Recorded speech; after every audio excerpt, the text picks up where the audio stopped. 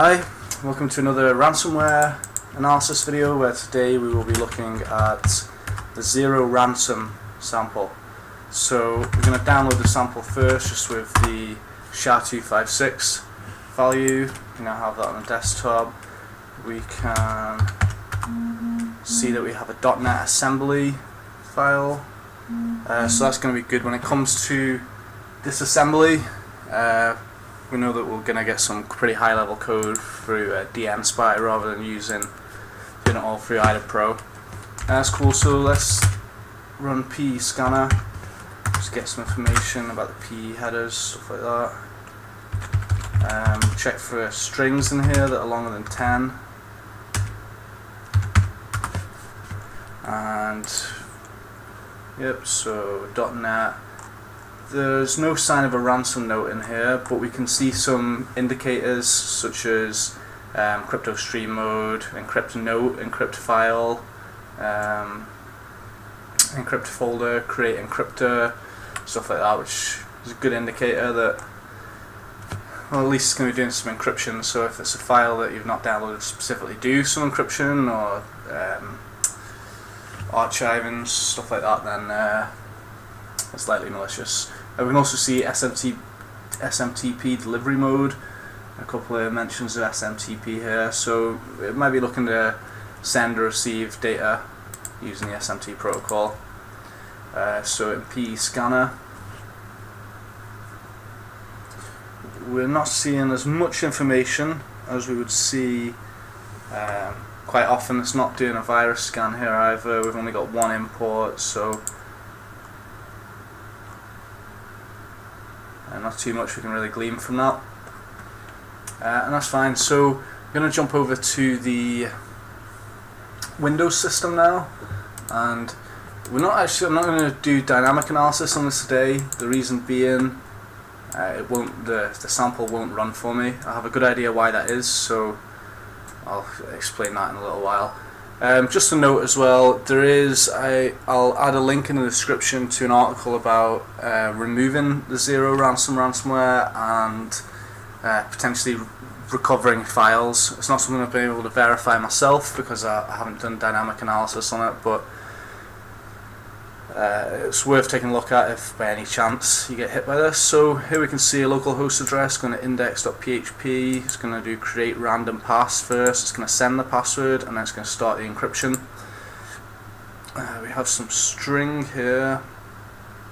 Zero Unix is our best guy in the world. Everyone ... Okay, cool. So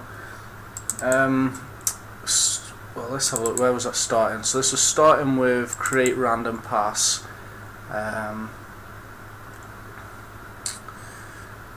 So it's going to generate a random password. Not too clear whether that's going to be used for encryption or what the function of that is yet. We have send pass.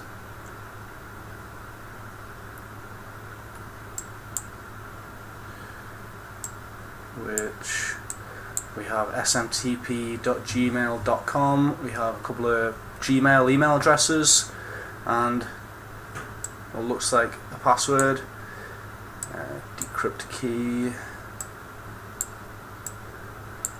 Okay,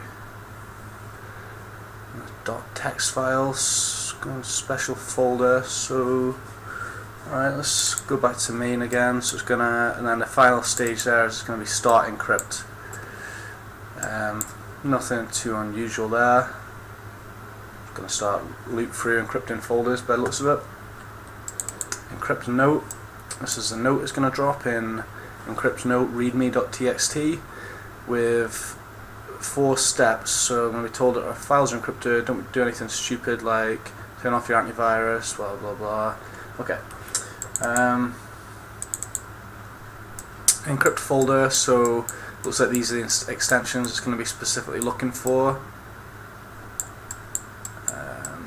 A lot of your typical extensions that are targeted by ransomware.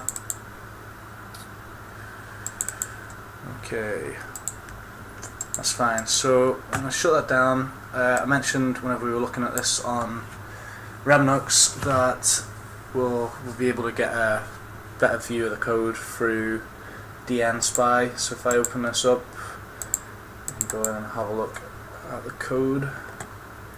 So what was happening in the last one? We saw it was, we had the main, it's going to send pass, create random pass, send pass, and then start encrypt. So create random pass, it's passing in, this was a string that was putting in 0 Unix is the best guy in the world, everyone loves him.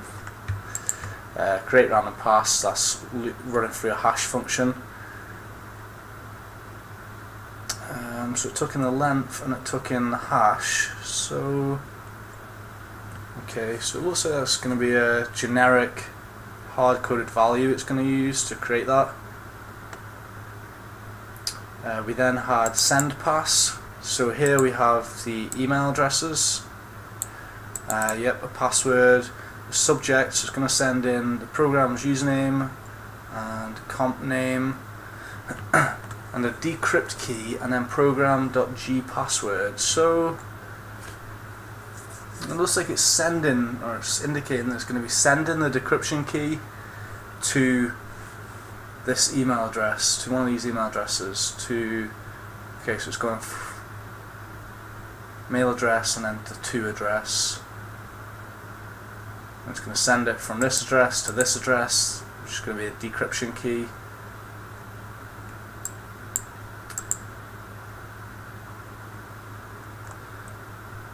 Okay. Okay, just bear with me a moment. Okay, I just wanted to check this password against these email addresses. It's actually set up with two-factor authentication, so I need to have the correct mobile phone number as well to log in. Okay, so we had send pass. So once it's sent that information, it'll start encrypting. We're just going to call encrypt folder. That's going to loop through folders, encrypting these extensions by the looks of it. Okay. It's got here special folders as being my pictures, personal, my music, my videos, user profile, and desktop. Okay, so in trying to run this, I wasn't able to run this on to do some dynamic analysis. Assuming the reason being is that it's not able to make the SMTP connection. I don't have any mail clients or anything set up on this virtual machine. If I try and run here, okay, I need to use the correct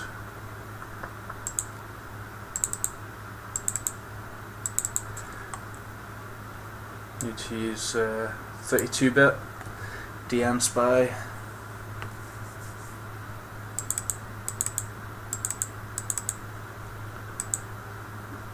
Okay, so if we try and run it, you can see here breakpoint. We're sitting at show window program.get console window.